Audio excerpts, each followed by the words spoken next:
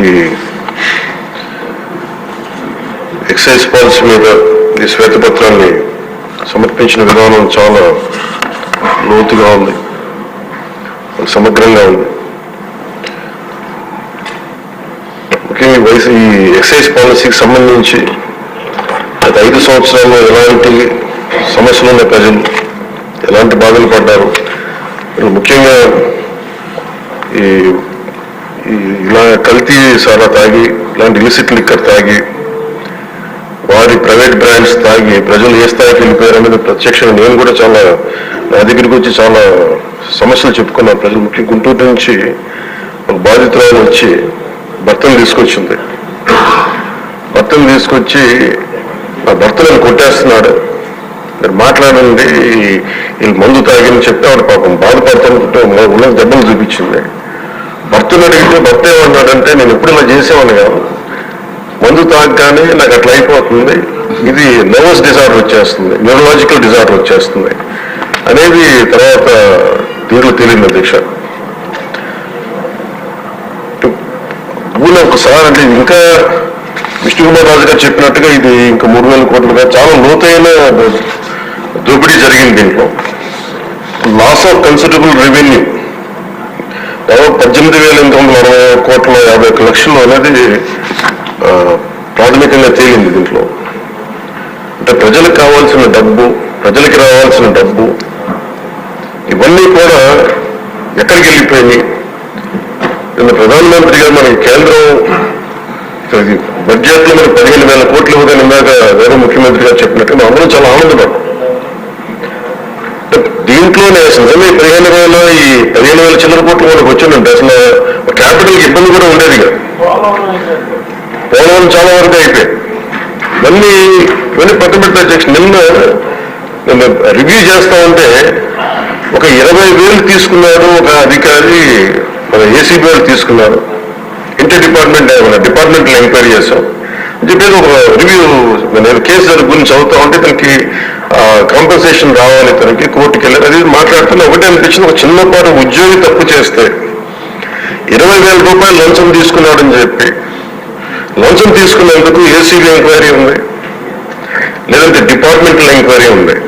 అలాంటిది రాష్ట్ర వ్యవహారాలు నడిపే ముఖ్యమంత్రి కానీ వారి సంబంధిత సభ్యులు కానీ స్టేట్ ఎక్స్చెకర్కి 18,860 కోట్ల రూపాయలు పైచులకు ప్రప్రథమం ఇక్కడే మనకి తేలుతూ ఉంటే వీళ్ళు శిక్ష పడకుండా ఎలా తప్పించుకుంటారు?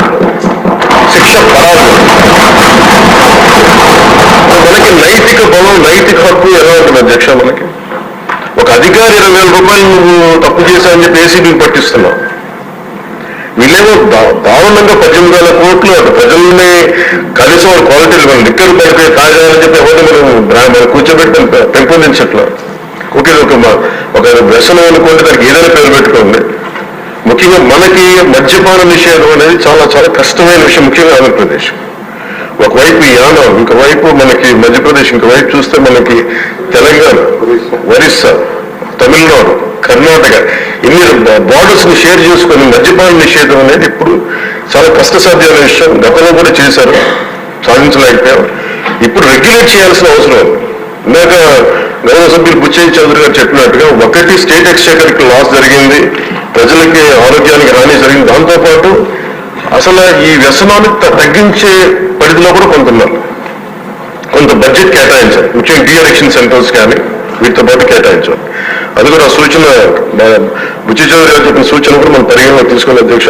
ఎందుకంటే రేపు దీంట్లో రేపు మనమే కనుక 18,000 కోట్ల ప్రస్తుతానికి వస్తే దాంట్లో కనీసం ఒక సర్టెన్ శాతం, ఒక 10% దాంట్లో ఎంత పర్సెంటేజ్ ఆ పెద్దలందరూ కూర్చొని, విఘ్నులందరూ కూర్చొని దాంట్లో కొంత డీఅడిక్షన్కి దాన్ని ఖర్చు పెట్టాలి అధ్యక్ష.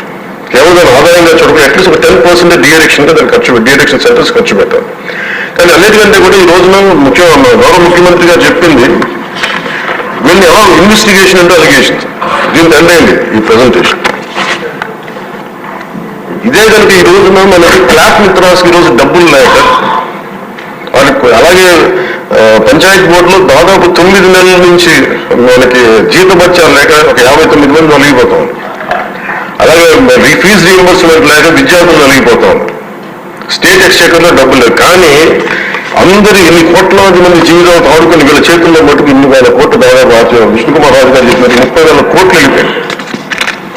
18,000 కోట్లు ముందస్తు తెలుస్తుంది కనుక లోతుగా చూస్తే అది చాలా పెద్ద ఇది స్కామ్, ఇది దోపిడీ. వీటిని కనుక మనం వదిలేస్తే తప్పు చేసిన వాళ్ళని గత ప్రభుత్వం సంబంధించింది ఇది ఇట్స్ నాట్ అబౌట్ వెండేట పగా ప్రతీకారం కాదు, కానీ వీళ్ళని స్వేచ్ఛగా కనుక వదిలేస్తే అదృష్టవశాత్తు ఈరోజు వాళ్ళకి లేరు.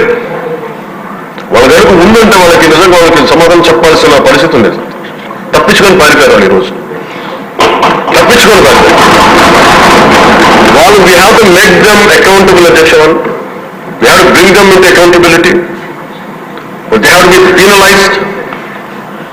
వాళ్ళు దయచేసి గౌరవ ముఖ్యమంత్రి గారికి నేను మీ తరఫు నుంచి వాళ్ళకి తెలియజేసుకున్న అధ్యక్ష, దయచేసి వీరిని we have to penalise dum sir. వాళ్ళకి సరైన శిక్ష పడాలి సార్. వీళ్ళకి తప్పించుకోవడానికి కుదరదు సార్.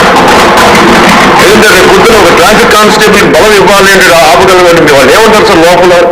నేను చిన్నపాటి కానిస్టేబుల్ అయితే నాకేమనిపిస్తుంది, మీరు పెద్దోళ్ళు అయితే వదిలేస్తారు, మమ్మల్ని అయితే పట్టుకుంటారంటారు సార్. మనకు రూలింగ్ కి, గవర్నెన్స్ కి, అడ్మినిస్ట్రేషన్ కి నైతిక బలం పొందొచ్చు.